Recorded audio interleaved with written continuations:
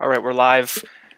Welcome back, everybody, to the third live stream in 3 days. Putting out a lot of content, a lot of lives, and going to be going over final props that have caught my eye, props with some value for the card. A lot of content, a lot of lives, and going to be going.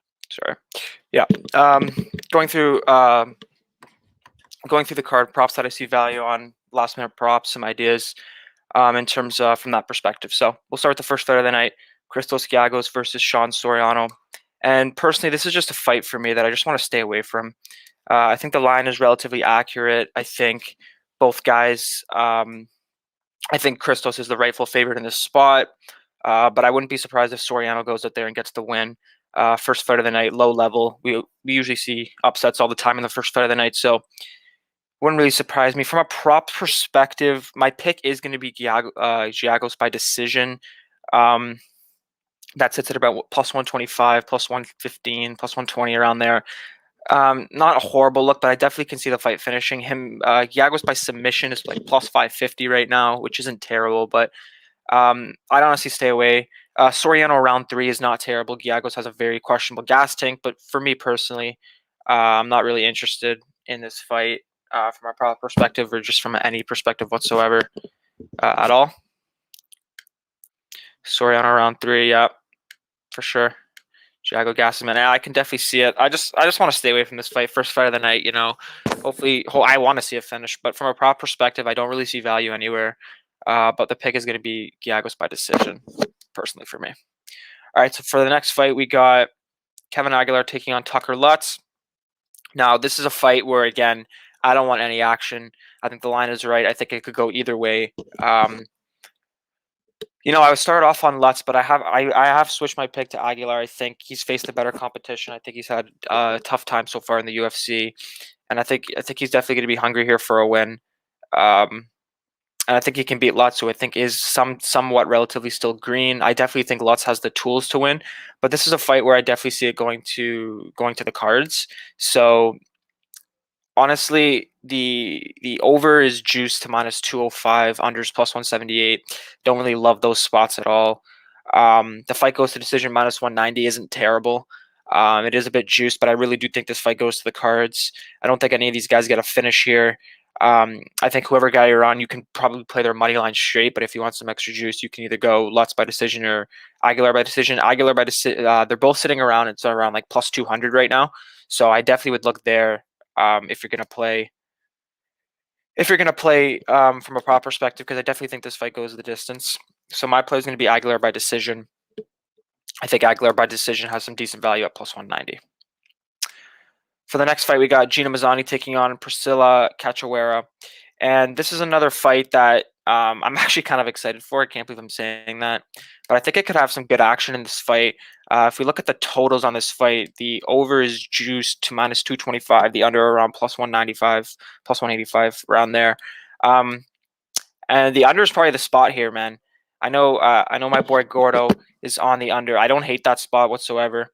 I think both fighters have the potential to finish this fight, and I'm personally myself on Cachoeira by KO, small shot, because especially seeing the weigh-ins, I'm even more confident in that now, man. Cachoeira is pumped up. She looked ready to go, kissing Dana White on the forehead, and she just looked ready to go, man. She packs a lot of power in her punches. Mazzani is someone who doesn't like getting hit. I don't even think it's necessarily that she's chinny. I just really think that she just doesn't like to be hit. She doesn't like taking the punishment. If you look, obviously, comparing the girls she's getting finished to, Julia Avila and Macy Chiasson, obviously those are higher caliber fighters than Priscilla Cachoeira. But it wasn't really too much technique that went into that. Obviously, there was some technique, but it was more so that she just didn't like being hit. She didn't like the pressure, and that's what Cachoeira is going to bring. She's going to push forward. She's going to walk forward. Right, her nickname Zombie Girl. It's very accurate for the way she fights. She's just going to keep walking forward. And Mazzani definitely has a path to victory here for sure if she just uses the wrestling, takes her down. But Cachoeira is not someone that's easy to take down. She has a 70% takedown defense. She's a big, strong girl for the division. So from a prop perspective, I think the three spots you can look at are the under 2.5 rounds for sure. I think that's a really good spot. Cachoeira by KO, which is around plus 600. I really love that spot. I took a small shot on that myself. Or if you want to go Mazzani by sub, I think if she gets the grappling, if she implements that game plan, takes her down, controls her, I think she can definitely hunt for a submission. But yeah, if you want to be safe, take the under in this spot. I think it's a good spot for value. If you want to get some more juice, you can look at Mazzani by sub or Katsura by KO like I did. I just think the line's way too wide, right? Mazzani, like she does have -2, -220, -230 upside in this fight for sure if she uses the wrestling, but I don't think it's just as easy as everyone's going to say that she's just going to take her down, wrestle her easily. Like I think Katsura is going to provide some resistance. She's not an easy girl to take down. She's also a pretty big girl as well. So uh, personally, from a prop perspective, look at the under, look at the Katsura knockout prop or the round one prop from Katsura too if you think she gets it done early. Or Mazzani by sub would be the best spots in my opinion. Moving on to the next fight, we got Andrea Lee taking on Antonina Shevchenko, and this is a fight from a prop perspective where you got to take the decision prop from whoever fighter you're on if you're looking at this. I mean, the over the over is juiced to -420. Come back on the unders +355, and I can't disagree. Like these are both girls that are not finishers typically. Antonina's never been finished. She's won 5 out of her 9 wins by decision, and Andrea Lee, obviously, all of her fights in the UFC so far have gone the full 15. So I definitely think this fight goes to decision. I don't really see how it finishes. Personally. But so if you want to play a prop from a prop perspective, right now the line's sitting out Antonina at around -120, come back on Lee around +100, +110. And yeah, if you want, like those are, I think those are decent values to play it straight. But if you want to get some extra juice on it for sure, I definitely think you should play the decision props on this. I mean, Lee by decision is sitting around +170. So if you're on Lee, I think +170 is great value from +105. For sure, because I just don't see her finishing the fight. And Shevchenko by decision is around +130. So again, a decent jump there for her value as well. I definitely think if you're going to play this fight, it should be fighter A or fighter B wins by decision because I just 100% see this fight going the full 15 minutes. Bigger cage too. Definitely think that this fight goes the full 15. And yeah, if you're going to play from a prop perspective, I say take either fighter by decision. That's probably your best bet. Yeah, that's really all I got to say for that fight. Only way this fight finishes is Valentine. Yeah, man. Probably, man. Let's go Lee. Yeah, I'm on Lee too. I think it's a close competitive fight. I think the opening line was ridiculous. Lee opening up at +145. I think that's an absolute joke. It got bet down to where it is now. I favor Lee here. Very close fight, but yeah, from a prop perspective, I definitely think you should take whatever side you're on. If it's Antonina or if it's Andrea Lee, take them by decision. You get a lot more juice because I don't see this fight finishing. Moving on to the next fight, we got Jordan Wright versus Jamie Pickett, which is actually a prop that I am also on. If we look at the totals, the total is set at 1.5. The over is -150. The under comeback is +135. And I see a lot of people taking the over 1.5 in this spot for Jordan Wright and Jamie Pickett. And like I don't really understand that too much, especially playing it at like a minus number because like Jordan Wright's a guy who's never seen the 6-minute mark in a fight. The longest he's gone is 48 seconds in the second round. Both guys have finish upside for sure. I think the fight probably finishes around that 1.5 round mark because I can see this fight getting a little bit extended. Right, we have Jamie Pickett who is, he's very durable. He's more lower volume, but I really think that opening fight with Tafon is really biasing this line. I don't think I definitely think Jamie looked a little bit gun shy in his UFC debut. Obviously, taking on a guy like Tafon, who's like a really powerful, scary guy. I mean, I think we've seen that when he goes forward, when he puts the hands together, when he throws combinations, that he's violent. Like if you look at his Contender Series fight against Jonathan Patti, man, like that was an amazing combination. And Jordan Wright is there to be hit. Like his striking defense isn't good. He's definitely chinny, and he has a 100% finish rate as well. So I actually took a spot on the under 2.5 alternate line at -163. I have it in a parlay with the under 4.5 in the Chandler Oliveira fight to get some extra juice on it, and I really like that a bunch. I think the under 2.5 is a really solid spot. I think -160 which is about 60, 61, 62% indication. I really don't think that's some decent value. I think this fight, especially if the fight doesn't go to decision at like -240, like that jump, like what's the likelihood that this fight finishes like late third round? I don't think it's that likely. I think both guys are going to want to win here. Both guys I feel like they're going to come together. I feel like maybe will start off a bit slow. But I think Jordan Wright, if he takes the fight to the ground, definitely has submission upside on the ground. I think he can also knock out Pickett. I mean, Pickett is very durable, but I think Pickett is very durable, but the thing is, I think Tafon could have definitely got him out of there. He hurt him a bunch of times. He went for submissions instead of like punching his way there, and I really think he could have got him out of there. I definitely think he could have got him out of there for sure. And Jordan Wright is a guy who is a finisher, right? He's got 6 wins by knockout, 5 wins by submission, and I like the under. I definitely like the under here. Um, but yeah, in terms of like the specific totals, I mean, Jamie Pickett by knockouts about plus 200. For me, that's what I'm going with. I think Pickett, because I really think that when Pickett lets the hands go, I think he's a decent fighter. I think he's better than he shows.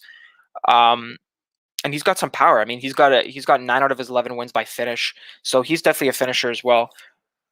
And yeah, I like the under here. In terms of other props, right by knockout plus 240, right by submission plus 700 is not bad because I think he's definitely alive for submission if he takes down Pickett. Um, but yeah, I'm staying away from those specific ones. I'm just going to go on the under 2.5 here. I think it's decent. I think it's decent value, especially playing it with the Chandler Oliveira under because I don't think that fight goes anywhere near 4.5 rounds. So just to get some extra juice on it, plus 110. So yeah, I like that spot a bunch, and yeah. See this. Excited to hear you chop it up. What's going on, Liam? So many candidates for fight of the night. Honestly, man, this is a great card. My fight of the night prediction is going to be Burgos Barboza, though. Jordan Wright. Yeah, Jordan Wright beats someone that's 0-22. He's got the most padded record in the history of MMA and the history of fighting in general. I think he's an okay fighter, but it's just his striking defense, how he takes shots. I really don't like, and I think Pickett can definitely get the finish here for sure. If this goes the distance, it could. If it's a low volume fight, it could, but I just don't think they're going to stand in front of each other and not throw that much volume for 15 minutes. Personally. Like those 200s. Yeah, me too. I like them. I like them a bunch. Yeah. So we'll move on to the next fight. We got Mike Grundy taking on Lando Venata. And this is a really interesting fight, a very, very fight that I really want no action to do with whatsoever. It's very, very crazy fight. I think it'll be a good fight. The over 2.5 is around minus 175. The under 2.5 is around plus 150. I think that's about accurate. I don't really have a I think that line is accurate. I think it probably goes to decision, but I do think there is a potential that one guy gets the finish in this fight. But from a prop perspective, Grundy by submission is not bad. Plus 700 on some books, plus 600. I think that's not bad. I think if he can control Lando, like a lot of people are banking on that are betting him, that are actually betting him in this spot. I think he can get a submission if he's on him for 15 minutes of control time. I also think Grundy can get a decision, plus 175, plus 185. That would probably be where I would go if I played it for Grundy. In terms of Venata, his decision prop is plus 270. Oh no, market wide it's around plus 225. That's an off spot. So around plus 225. That's probably where I would go. One of these fighters probably wins by decision in this spot. But this is just a fight that I really don't want to be a part of. I think Lando looked great at the weigh-ins. I think Grundy looked great at the weigh-ins. I think both guys are ready to go. There's just so many question marks around Lando Venata. Right, he's just such a wild fighter. You don't really know what you're going to get from him ever. But I think he's decent. I think this is a classic striker versus grappler matchup. I think whoever implements their game plan is going to have more success in this fight. I think if Grundy gets Lando down, controls him, I think he's definitely got a path to victory, dominant path to victory, and he could look like a minus 300 favorite out there. But me personally, I don't think he's going to be able to take down Lando and just control him easily. Grundy's top control is not bad. I think some people are overrating his top control personally, but he's definitely a very credible wrestler, very good wrestler, and I definitely think he can have success taking down Lando, but I don't think Lando's just a guy that's just going to be taken down with ease and not try to get back to his feet. And I was really looking on him on the scales to see if he looked a bit sucked cutting down to 145, but to me, he looked great. I thought he looked in great shape. He was happy. He was ready to go. And if this fight stays on the feet, like this you got to favor Lando here. Grundy's a very low volume striker. He has some power. He only has one knockout, but he definitely has some power in his hands for sure. But I just think that on the feet, Lando is going to have much more success than Grundy. with his jab, with his offensive striking. I think he's a very good striker in general. But yeah, from a prop perspective, I think this fight definitely goes to decision. Whichever fighter you're on, if you want to take them by decision. If you're high on Grundy, the submission is definitely on the table at plus 700. I think that's a great value. If you think that Grundy is going to be able to execute his game plan, take down Lando at will, control him for the entire fight, and then hunt for a submission. I don't think that's a bad look. But for me personally, I would go Lando by decision if I had to play a prop. But I just want to stay far, far away from this fight. I think it could go either way. Personally, in my opinion, I think the line is about accurate. I do think Lando should maybe be the slight favorite. Um, but yeah, I know a lot of people are on Grundy here, and I don't hate it. He definitely has the path to victory, but I just personally don't think he's going to be able to control Lando down at will and look like that minus 300 favorite. And when the fight's on the feet, Grundy backers have got to be a little bit nervous considering how low volume he is, considering that he's just not the best striker in the world, taking on a decent striker like Lando Venata. So for me personally, again, just want to stay away from this fight. But Lando by decision. If you're on Lando, I think is the play. I don't think he finishes Grundy. Grundy's a really tough guy. And if you're on Grundy, I think definitely play his money line in this spot. I think he can get a submission. I think he can get a decision. But if you're on Grundy heavy, I think the submission prop is would be a decent look for you for a small shot to get that sub. But yeah, that's my thoughts on that fight from a prop perspective. Moving on to our featured prelim, we got Ronaldo Jacare Souza taking on Andre Muniz. And this is a fight where it's just such an interesting fight. You know, I kind of butchered up this what I wanted to do with this fight in terms of my betting. But I'll just sum it up in short. I basically got to a spot where if Jacare wins inside the distance, it's going to be really solid for me. If Muniz wins inside the distance or Jacare wins by decision, it's a small win.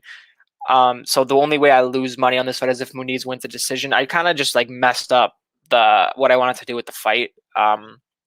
But from a prop perspective, I think I kind of like the fight doesn't go to decision here. I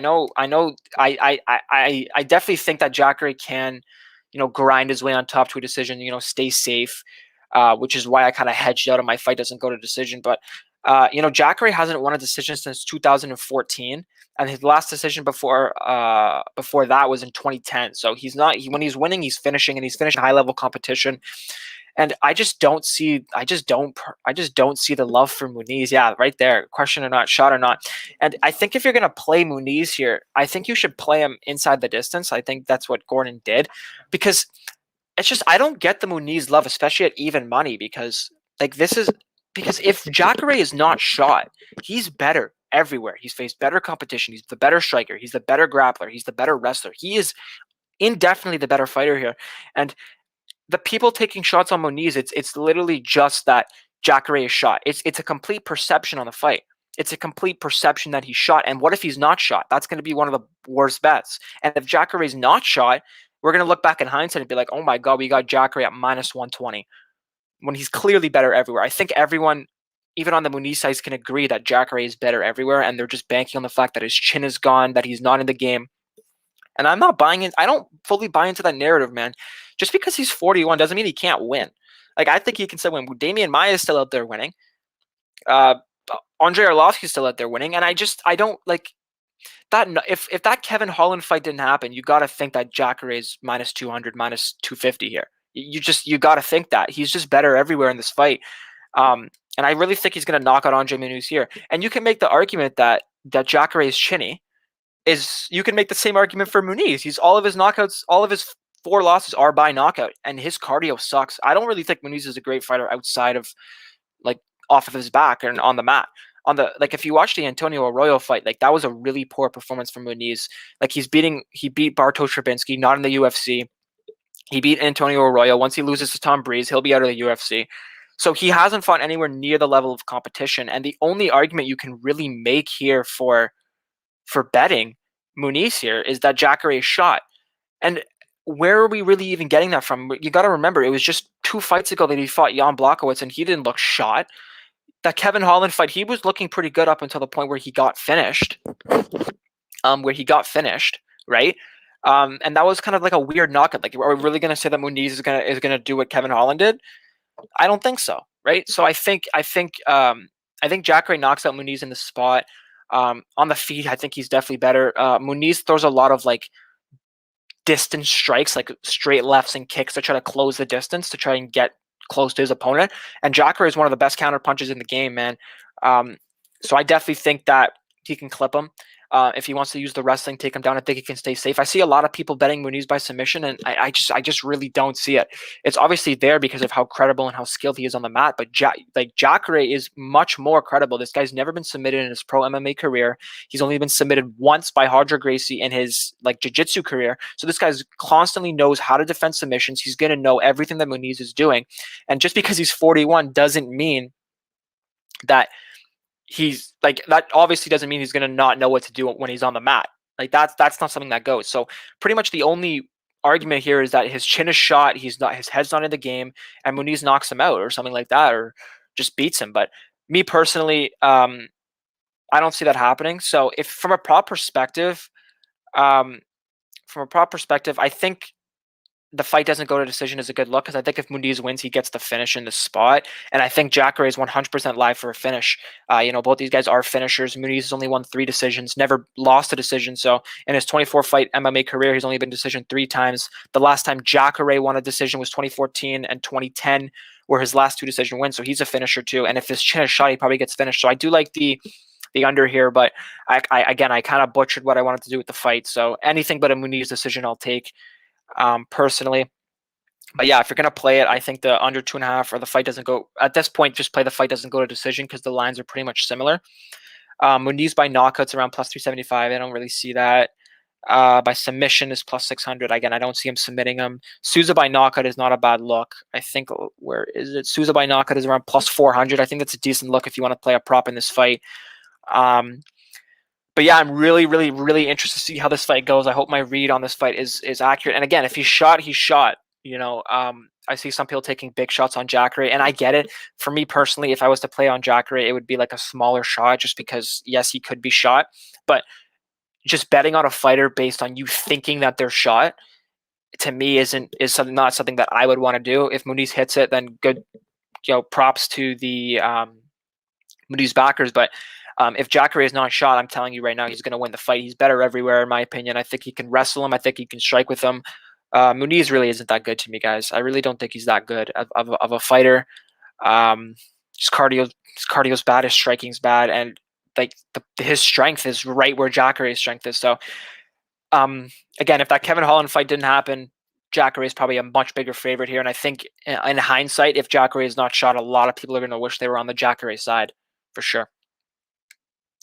So we'll get on to the main card. The best fight of the night, potential fight of the year candidate, in my opinion, Shane Burgos taking on Edson Barboza. And this is just such a good fight, man. Like, top to bottom, it's just such a good fight. The over-under is set right now at, the over is minus 170. The under comeback is around plus 150. And I agree, man. I see a lot of people taking shots on the fight doesn't go to decision, or the under 2.5, which I get. I personally think this fight will go to decision. I'm not playing any of those props. I think the line is relatively accurate. Burgos by KO is not terrible. I think if Edson gasses, or if Edson is just getting hit a lot, then he's going to struggle with Barboza in this fight. He's going to struggle with Burgos here, just constantly putting on the pressure. If you're on the Barboza side, instead of playing, usually when there's an underdog, I say just play the underdog money, but I really don't see how Barboza wins this fight any other way besides a KO. And you can get Barboza by KO at around plus 400. And I think that's your spot if you're on Barboza. Like, he's not going to win a submission for sure. And I don't see how he wins a decision here. Like, how does he win? How does he win a decision here when Shane Burgos is going to be the one pressing forward? He's going to be the one walking him down, landing the more impactful shots. Like we even saw last week with Klein versus Trezano. Like, that was a very competitive fight, and they gave the fight to the guy. Even though I thought Klein landed more, they gave the fight to the guy walking the other guy down. And we know that's what Burgos is going to do. The only thing that's keeping me off Burgos, and I've thought about it, I'm going to stay off of him. He just gets hit so much. Like, he's just so hittable. And Barboza, he's still super duper powerful. And the thing I found with Barboza is he kind of matches his output to his opponents. Like, this guy he's not like he's just going to get there and like absorb the punches. I think he's definitely going to be throwing back. He's not a guy that's going to want to, he's not a guy that's just going to want to stand there, and just get hit, right? He's going to throw back, and I can definitely see him scoring a knockout here. So if you're on the Edson Barboza side of things, I definitely think you should take the KO prop to get the plus 400. I think that's a great spot. I don't think he wins anywhere else. In terms of Shane Burgos, none of these props really jump out to me. I mean, Burgos by decision. Burgos by decision is around, what is it, plus 170. I mean, I see it. I think that's how Burgos wins the fight, but I can see him getting the KO here. I can see him getting the KO here for sure. Late in the fight. So to me personally, from a prop perspective, if you're on the Barboza side, take the KO. If you're on the Burgos side, I don't really see a prop that sticks out to me or any of the totals. So for me personally, if you're on the Barboza side, again, take the knockout. If you're on the Burgos side, just take his money line or just pass the fight like I am. I don't really see a prop from the Burgos standpoint that is really valuable to me because I think he can get the KO. I think he can get the decision. But yeah, super excited for this fight. I think I have a pretty good read on this fight. I think my read on the fight's going to go pretty much how the fight's going to go. We know Burgos is going to walk him down, and Barboza's going to swing back. He's going to throw leg kicks, try to slow down the movement. And if he connects hard with like a kick to the face, we've seen Burgos get dropped. Like Burgos, we know he's super durable, right? We know he's a super durable fighter, and he can take a lot of punishment, right? He didn't get knocked out by Josh Emmett, who's the hardest hitter at 45. He still gets dropped, right? He still gets wobbled. He still gets dropped, and he could still be finished in that fight. Burgos has been rocked multiple times in the UFC, and I don't see why Barboza can't rock Burgos. I don't see it at all. But the main thing why I'm edging Burgos is if you look at the Dan Ige versus Edson Barboza fight, right? Dan, the reason that Edson I feel had a lot of success is because Ige couldn't fight at kicking range, right? Because he's a smaller guy, right? So in order to get in close to him, he's got to close the distance, right? Burgos they match up in size really, really well. And I think Burgos can have a lot of success striking from like the outside, middle type range fighter. He doesn't have to get in close to hit Barboza. So if Burgos' chin holds up, I think he definitely wins this fight. If you got in on Burgos at like minus 115, minus 120, I think that's pretty good value. Where it is now, I'm staying away. I do lean Burgos here, but he's just so hittable. I'll be rooting for him because I really love the guy. I love his style. He's just a fan friendly fighter for pretty much everybody, and I think he wins this fight for sure. But from a total perspective, from a prop perspective, I think stay away unless you're a Barboza backer. Then just play the KO prop. I think that's much more value. The plus 400 compared to the plus 130 is that. I think that's definitely his most likely path to victory in the spot. But super, super excited for this fight. Great way to open up the main card. We'll move on to Katlyn Chookagian taking on Viviane Araújo. And, this is a spot that from a prop perspective, I think it's very similar to the Lee Shevchenko fight. I don't see a finish materializing in this fight whatsoever. So I think whatever side you're on, play their decision prop. I mean, the over 2.5 is juiced to minus 450. The under comeback is around plus 350. I agree personally. I just don't see a fight finishing. We know Katlyn's not finishing this fight, and Viviane could finish this fight, but I don't see it personally. So, from like a total perspective, when you're playing unders or doesn't go to decision, you want both fighters to be contributing to the under, and I don't think Katlyn contributes whatsoever. So I would stay away from the total standpoint. Chookagian by decision is sitting around minus 105. I definitely think you play that. I mean, it's only a small jump from her minus 135 to her minus 105, but she's winning a decision if she wins this fight. She's not a finisher, and Viviane's a tough girl, so it's not like she's fighting a chinny fighter. And from the Viviane standpoint, Viviane by KO is plus 700. I mean, that could be a spot, but I really do see this fight going to decision. Her by decision is actually pretty decent value. Plus 220. Wow, it's that wide? Plus 210? That's actually interesting. I didn't even know it was that wide. I might actually take a spot on Araujo by decision because I'm personally on Katlyn Chookagian in this spot. But if you look at the line's what? Minus 135, comeback is plus 115. And then you look at their decision props, minus 105 for Katlyn, comeback on Araujo is plus 220. That does seem a little bit off to me. I wonder why it's that wide when you have such a close fight and both fighters' path to victory is definitely a decision in this fight. I actually might be looking at a late minute addition with Araujo by decision here at plus 210, plus 220. So I think that's actually the most valuable prop. I think that's a decent prop. I think if she wins this fight, it's definitely by decision and getting a almost a 30% indication on that happening. I just don't see that happening. I lined the fight at around 55-45 Katlyn to Viviane. So I think plus 220 is actually some decent value on Vivian by decision. It's actually not bad. I definitely feel more comfortable playing her decision because than her money line, because I do think Caitlyn wins the fight, so I think her money line's about accurate. But I don't really see Vivian finishing this fight. So Vivian by decision is an interesting look. So that's probably my perspective from a prop look, similar to the Lee Shevchenko fight. Whichever fight you're on, I would take the decision prop because I don't see the fight finishing. If there is going to be a finish, I think it comes from Araujo, but she hits hard, but I don't think she hits as hard as Andrade. For sure, definitely doesn't hit as hard as Andrade. So I definitely think Araujo wins a decision here. Sorry, I think Caitlyn wins a decision, but if you're gonna play a prop, I think Araujo by decision is the value spot here, personally. All right, getting on to the next fight here.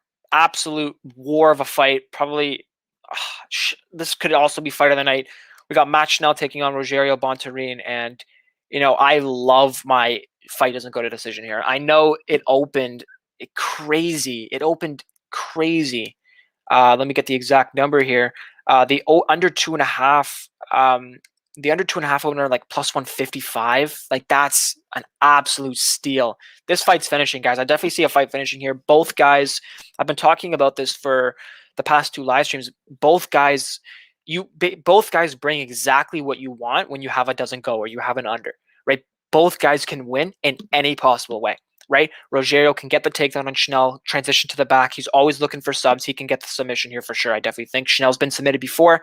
I definitely think Bontorin can submit him. Schnell can get a submission from his back. We've seen him submit high-level guys like Jordan Espinoza, like Louis Smoka, arm bars, triangles. He's always looking for a submission off of his back, so I think he could definitely get a submission as well.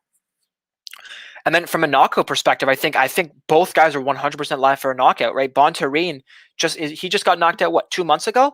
You should never come back from a knockout 2 months in 2 months. Never. If you get knocked out, in my opinion, it should definitely be at least 6 months, from at least, depending on the severity of the knockout. So I definitely think his chin is going to be up in the air here. And Schnell, we know, is a chinny fighter, right? He's a chinny fighter. He's been knocked out 3 times. He got knocked out from a hammer fist by a guy with 4 knockouts, not in the UFC. That was probably one of the worst looks I've ever seen, honestly. And if that didn't happen, I might be on Schnell here, but that was just such a bad look. But I love the under. If you got in at that plus 155, that is bet of the year, in my opinion. I got the doesn't go to decision at minus 115, and I still think that's crazy value because I ended up taping this fight later, which sucks. I would really have loved the plus money, but I still like my spot. I think this fight definitely finishes. We got the fans in there. My only concern is Schnell points his way up into a decision, but the weigh-ins, I see some comments here in the weigh-ins. We talked about this yesterday. Bontorin looked terrible. Like he looked completely drained, and this as well. I don't understand how he's missing weight when he's a flyweight and missing it at bantamweight. Not to mention that he had an hour to remake the weight, and he chose not to make the weight, which is really, really concerning and really odd to me. I don't know why that's happening. So to me, he looked terrible at weigh-ins. I think Schnell inside the distance has definitely got up in value. And if we look at the props here, Schnell wins inside distance is about plus 220, plus 200 on some. I think that's decent value. But honestly, I really think any of these guys could get the finish in this fight. So I just like the under, or the fight doesn't go to decision. But yeah, Bontorin looking as bad as he did, I personally think, he's definitely going to go for broke in round 1. He's definitely going to go out there, look for the finish. In my opinion, if he had a bad weight cut, I'm seeing no, he didn't have an hour left. He did have an hour left. He could have made the weight. He chose not to. And yeah, I definitely think that both guys are live here to finish. If you're high on one of the fighters, I think you can take their inside the distance to get some value, especially Schnell. I mean, cutting down from that minus 160 price tag down to plus 220. I definitely think that's a lot of value there if you're on the Schnell side. Bontorin inside the distance, I think, sits around like plus 275 right now. I think that's good value on him as well. I don't really see Bontorin winning a decision. I didn't think he was going to win a decision before I saw the weigh-ins, and now after seeing the weigh-ins, I definitely don't think he wins a decision in this spot. Especially with this fight being up a weight class too, right? We know the bantamweight finish rate is higher than the flyweight finish rate. So I definitely think we see a finish here, right? I 100% think we see a finish here, and I love my under if it doesn't go to decision at minus 115. And if you got in earlier, I think that's a great spot. All right, penultimate fight of the night. We got Tony Ferguson taking on Beneil Dariush, and what a great fight this is going to be. Beneil Dariush, some late money has actually come in on Tony Ferguson. I think Beneil Dariush is down to like minus 150 now after being shot up to minus 180. Um, so a lot of money coming in on Tony Ferguson, and I always thought the line was wide. I mean, like, there's just so many question marks with that fight. I just really want to stay as far away as possible from this fight as a whole. The over 2.5 sits at minus 160. The under 2.5 sits around plus 140, and I see a lot of people taking the under, and I don't hate it. But I just think Tony's super durable, right? Tony's a super durable guy. I think if Tony wins the fight, I think it's going to be by a finish. I think he's definitely live for a knockout. I think you can get Tony by knockout like plus 500. I think that's a lot of value if you're on the Tony Ferguson side. Because I think if he wins this fight, it's going to be by knockout. But he could also point his way out to a decision if this fight stays on the feet. But for me personally, I definitely think this fight probably does go to the scorecards. I think the line is a bit accurate. I think Beneil takes him down, uses that wrestling just like Charles did. I mean, Charles wrote the blueprint for him. Obviously, Beneil Dariush is nowhere as near as, I wouldn't even say nowhere as near, but he's not to the level of Charles Oliveira on the mat. But his top control is amazing. Like, especially with the CDF fight, like he was able to control CDF for the majority of that fight. And that's CDF, one of the most experienced high-level grapplers we have in the UFC, especially in that division. So I don't see why he couldn't do that to Tony. But that's what I personally think is going to happen if Beneil comes in with the right game plan. If this fight stays on the feet and Beneil doesn't come in with the right game plan, I think the value is definitely on the Tony Ferguson side. I think Beneil is the slightly better striker, but Tony throws more volume. Tony's got more knockout upside, in my opinion. So from a totals perspective, I don't really like the over-under. The fight doesn't go to decision. Dariush by decision at plus 160. I know that's plus 150 around average. I think that's not a bad spot. I think Dariush wins a decision here. Tony's a super tough guy to get out of there. But if you're on the Ferguson side, probably Ferguson by KO plus 500 is probably your best bet, honestly, because I think that Ferguson's path to victory here is definitely a KO. Unless you just outpoint him to a decision. But I think Beneil will definitely get takedowns in this spot. But for me personally, if Benny comes in with the right game plan, Benny should win a decision here. If he doesn't, Beneil Dariush backers are going to be a little bit nervous because Tony Ferguson is definitely dangerous. And, you know, I'm rooting for Tony in a way because I like the guy. I don't want to see him shot. I want to see him continue fighting in the UFC. But realistically, I think Benny by decision is probably the most powerful outcome if he comes in with the right game plan, which I definitely see him doing because this is a big spot for him, right? Like he's been in the UFC for a while now. I think he has 18 UFC fights. Don't quote me on that, but he's a guy. This is a big opportunity for him, right? If he wins this fight, he's catapulting up into like the top 5. He's gonna have like a big fight coming up for sure. He'll be on a 7-fight win streak, winning all the momentum. So I think he'll come in with the right game plan here. But I think this fight is going to be a great fight, and I'm really excited for it. But from a prop perspective, Tony by KO plus 500 has some value, and Benny by decision plus 150 has some value. And we're getting on to the main event of the evening now, guys. And from a prop perspective, this is the best bet on the card. From my understanding, I think the under 2.5 is a sensational value from where I got it. I got in at minus 138. It's around minus 170 now, and I still think there's value on that.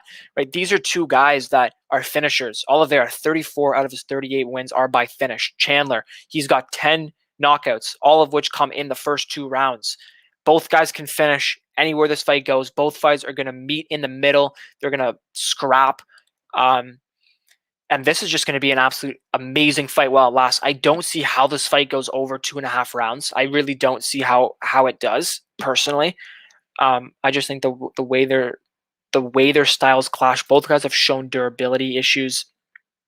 Right, Chandler's chin is questionable, getting knocked out by a featherweight, obviously, and Patricio Pitbull. So his chin might not be there where you want. And Oliveira's striking is definitely improved. He hits hard now.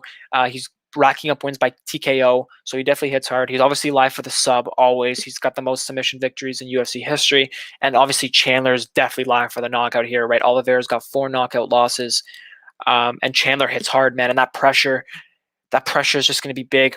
And I just think the way they fight with that constant pressure, how can we expect this fight to go over 12 and a half minutes with two guys that have shown durability issues that can finish in any way? Because I think even Chandler could even win by submission, right? If Oliveira chooses to wrestle, Chandler's got a good guillotine on him. So I think that could potentially be an outcome. So both guys, similar to the Chanel-Bontarine fight, right? Both guys are capable of finishing the fight anywhere it goes. And just the way this fight's going to go, they're going to meet in the middle. Both guys don't like being on the back foot. They're both going to want to step forward. And personally, like, I don't see how this fight goes under 2.5 rounds. I wish I went more on it, honestly. But I definitely don't see. I definitely still think there's value on the line where it is now. But I love my minus 138 spots. My most confident pick on the card. And I think this is going to be a great fight while it lasts. In terms of a pick, man, I don't know. I don't know. I'm so 50-50. I'm so 50-50 in this spot. It's hard to pick a winner. I see guys confident both ways. I just don't see how. I don't see how you can be confident on either side here. I'm going to edge Chandler here just because I think the pressure, I think he'll connect with one of his shots eventually. But if this fight does get extended, I see a lot of people saying they'd favor Chandler. I'd personally favor Oliveira if this fight gets extended, right? Chandler, I've seen him have gassing problems, and his movement definitely starts to fade. Because Chandler's a guy who we know relies heavily on his movement, right? He likes to bounce up and down, likes to put on the pressure. And when the fight gets extended, his movement definitely slows down for sure. So I think Oliveira honestly has the advantage as this fight goes on. But yeah, from a prop perspective, I love the under 2.5 in this spot. Chandler by knockout. Let me see what that's at right now. Chandler by first round knockout definitely has some value. I think that's like plus 700. That's definitely got some value. But Chandler by knockouts around plus 175. It's been bet down from plus 235. But I still think there's some decent value if you're on the Chandler side. My suggestion is if you are to pick a side, instead of playing either guy straight, I definitely think you should just play them inside the distance. Because I don't see how this fight goes to decision. Like if we look at Chandler wins inside distance plus 165, that's way better than his plus like 110, 105 price tag now. And I really don't see how Chandler wins a decision here. And Oliveira too, I think is Oliveira wins inside distance plus 110. That's better than his minus 130 price tag right now. I definitely think if you're going to pick a side, play the inside the distance. But for me personally, I love the under 2.5 in this spot. Again, I also have the under 4.5 parlayed with the under 2.5 to get Jordan Wright and Jamie Pickett to give that fight extra value, because I don't see if this fight goes over 2.5. If this fight goes all 5 rounds, then I'll stand corrected. I really don't see it from my perception on the fight. But yeah, let's look at some of these. I got Chanel by TKO, me too. This fight is going the distance. The Tony Ferguson fight, I'm assuming. I agree.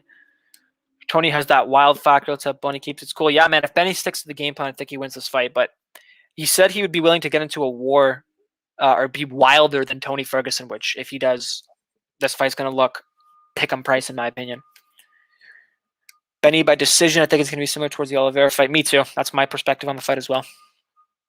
With you on that one. Good to know. If Benny wins, I think we're going to see Dariush versus Gaethje. Yeah, I agree. I think Gaethje would eat Dariush, though, personally. 3 knockouts. One of them was the weird neck injury. That is true. I really think Chandler got this. His mental, his game seems fucked. Yeah. Chandler is super in the zone here, but I think Oliveira is super in the zone here too, man. Like, just two completely different stories here. We have the guy who's had one UFC fight and is getting a title shot against the guy who's had, what is it, like, let me get the exact number on how many UFC fights Oliveira's had. He's had 26 UFC fights, man. This guy's been in the UFC since he was 20 years old. He's fought so many tough competitors. I think both guys want this more than anything in the world. I think both guys are going to give it their all, and I think they're going to meet in the middle. And whoever drops first, I think it's whoever drops first is going to lose this fight. Yeah. So yeah, that's pretty much going to be it from me, guys. I think for the best props on the card, the under 2.5 for the main event, I love that prop quite a bit personally. I think the under 2.5 Pickett and Wright is a good spot as well, and I think the Chanel Bontarine fight doesn't go to decision. Under 2.5 is a really good spot. Those are my 3 most valuable props on the card. But yeah, whenever you're watching this, guys, If you watched this before UFC 262, I hope you have a good night. Enjoy the fights. It's going to be an amazing night. I'm super, super excited for this card. I think this card is going to be one of the best of the year. I'm calling it right now. I got that vibe. I got that vibe. And if you're watching this after UFC 262, hopefully you had a good card, good betting card, enjoyed the night of fights, and hopefully it was a good night of fights. If you like this kind of content, I've made 3 live streams in the past 3 days, just trying to get a bunch out. They're going to do more single fight breakdowns as well earlier in the week once I get ahead in my tape. But yeah, if you like the content, subscribe. Gonna keep pumping out content. Hit the like button. You can find me on Twitter, Phoenix_MMA. I post all my bets, picks, thoughts, predictions, everything basically on Twitter. And yeah, whenever you're watching this, guys, hope you have a great rest of your night, evening, day, and let's make some money on UFC 262.